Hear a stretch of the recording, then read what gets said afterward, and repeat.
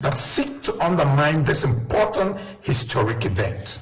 The Federalists urge that the future of Cameroon lies in a structural arrangement that responds to the aspirations and expectations of all citizens. We envision a Cameroon where federalism flourishes and power is shared between the federal government and federated unit.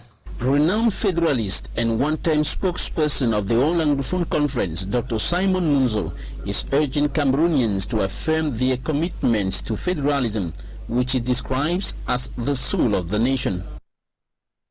And despite warning messages against ghost towns from administrative officials and spiritual cleansing exercises against ghost towns by traditional leaders, the two Anglophone regions of the country were completely paralyzed yesterday, October 1. Streets and major road junctions were completely ghosted with businesses shut down. Locals say they are paying a heavy price in the fight between the government and separatist fighters. For me, Armstrong Sander tells us more.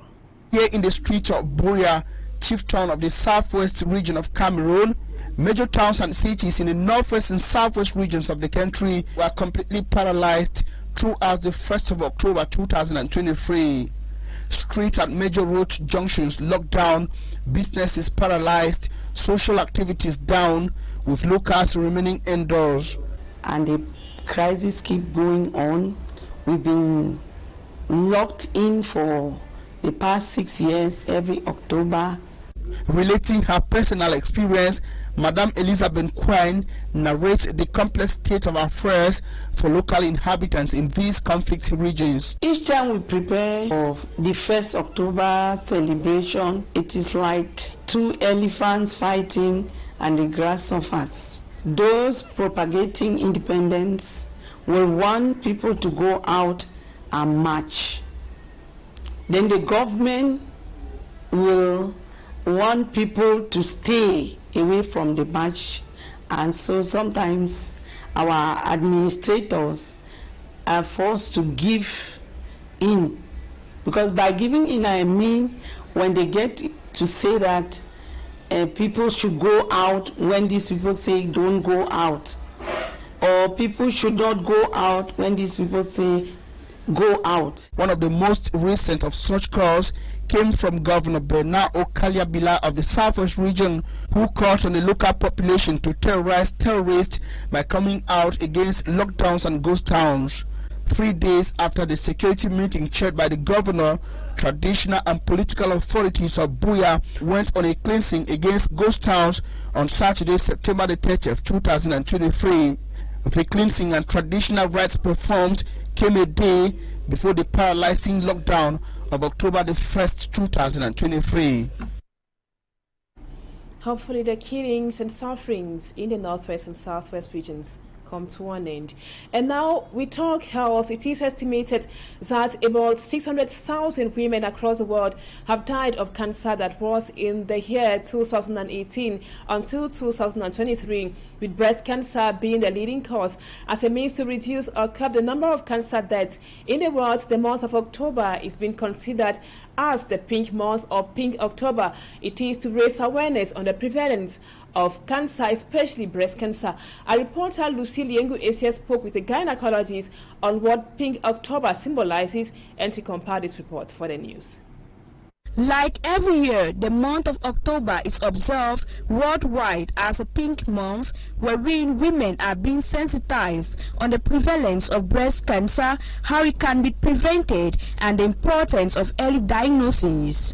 According to Dr. Jacques Tigang, a gynecologist, the Breast Cancer Awareness Month is... It consists of increased awareness, sensitization of the population, of the women, and the men in general on the cancer of the breast, because the cancer of the breast is the leading cancer of the female cancer over the world. During this month, a mass screening campaign is launched across the country for various types of cancers, such as cancer of the skin, colon, cervix, and breast cancer. At the same time, for breast and for cervical cancer, because the cervical cancer in those days was the first leading cancer of female cancer, and for about 10 or 15 years now, the breasts have taken the lead. In Cameroon, every year, there are 1,000 new cases of cancer. In Cameroon too, it's about 1,000 cases, new cases each year. And what is peculiar to Cameroon is that the cases arrive at the advanced stage, and most of the time we only do palliative care. Medics advise women to go for autopalpation. As soon as they notice any change in the morphology of the breast, any lump, any abnormal discharges like blood or milk. It should be noted that the Pink October campaign started in 1994 in the United States. Generally, the symbol of Breast Cancer Awareness Month is the pink color, which stands for a primary emblem of support. And now on to something else. The inhabitants of Kribi in the Ocean Division of the South region are complaining that the local authorities have abandoned the city as the Chantal Biya International Cycling Tour begins. Several areas in the town have been left dirty, and the race course has also been in a deplorable state, as Simanji Gabriel tells us in the report. It comes up next. Kribi in the Ocean Division of the South region is well known for its hospitality to visitors. Unfortunately, the town that is hosting the first stage of the Chantal Biya International Cycling Tour is engulfed by dirt. In the market, streets, as well as the beach, the similarity is dirt. We have many difficulties. No public toilets at the beach. The authorities concerned should look for a solution. Apart from the dirt, on the stretch of road linking Kribi to Edea, where the riders will use, potholes are spotted everywhere. I am very certain that they don't know about this road.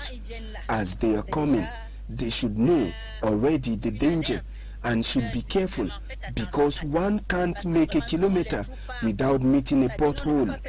Those responsible should do something. Et vraiment, moi, j'interpelle ceux qui sont responsables de ces travaux pour qu'ils fassent. Before the launching of the Chantal Biya International Cycling Tour, several meetings were held. No action has been taken till now. And Cyril Ivan Abono, STO for the Senegal Maritime Division of the Littoral Region, has warned contractors awarded projects in the Dizange municipality that the contracts will be seized from them and handed to those who are competent. He was speaking during the midterm evaluation session of the Dizange Municipal Council, where it was revealed that project execution rate is very low, leaving the population in a battle for survival. Innocent Aze has the details. Dizange, a municipality in the Senegal Maritime Division of the Littoral Region, is also marked by impassable roads, especially this rainy season, rendering circulation cumbersome. On supporte ça comme ça là. Comme on avait dit qu'on est en train d'arranger la route, on a dit qu'on attend la saison sèche. C'est ça qu'on est en train d'attendre comme ça. Land selling and illegal occupation constitutes another phenomenon now tearing the inhabitants of Dizange apart. We can't say there are people who have bought lands, but we know for sure the lands are illegally occupied.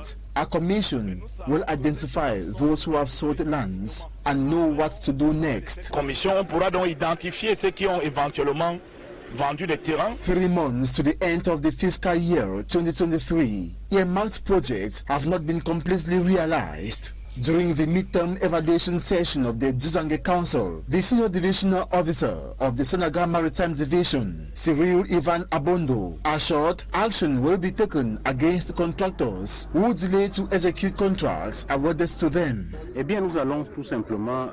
Those who are not fit, we will kick them aside and give contracts to efficient enterprises to do the works.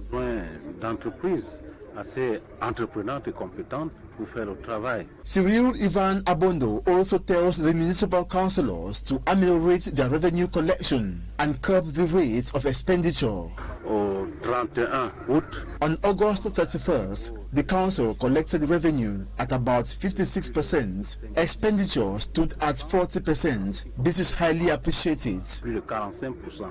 Donc c'est un taux encouragé. Dzangue municipal councillors hope by end of the year they must have done better as compared to last year when they realized 92%.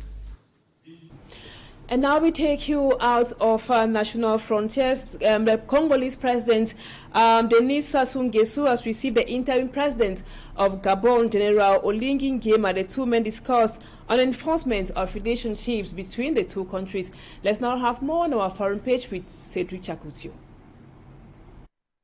In Chad, on social networks, a call for the departure of French troops from Chadian soil has been circulating since Thursday, September 28. The author of the press release, O.J. Abdurrahim Chaha, is the president of the Rally for Justice and Equality in Chad. This presence is perceived, according to him, as support for the regime in place, Mohamed Idriss Déby Itno, son of the president Idriss Déby Itno. Over to Gabon, the transitional president of Gabon, General Brice Oligui Nguema, who overthrew Olingbongo Ondimba at the end of August, came to neighboring Congo on Sunday, October 1st, to ensure the support of President Denis Sassou Nguesso. After Equatorial Guinea, another country bordering Gabon, his visit to Congo was his second trip since the military overthrew Ali Bongo, who had been in power for 14 years. For General Brice Oligui Nguema, the visit to Congo is to reinforce his relationship with the President Sassou Nguesso for a new partnership. And in Niger, the first exercise of its kind for the head of the junta since the July 26 coup, General Abdurrahman Tiani was to give two interviews on Saturday evening, September 30th, in Aoussa and Izama on national television. Once again, he defends the coup d'etat against Mohamed Bazoum and speaks about the upcoming departure of French troops. A week ago, French President Emmanuel Macron announced their withdrawal by the end of the year of some 1,500 soldiers present in Niger. And so that does it for the news, viewers. For some reasons beyond our control, we won't be able to have the second part of the news. We had to be taking the historian, Professor Julius Vitongo, but sure, we will be coming back to what he has to say about the historicity behind October 1. That would be in our subsequent newscast. Viewers, thank you so much for always being with us. Stay with us on Equinoxe Television. The news in the French language comes up at 8 p.m. Bye-bye for now.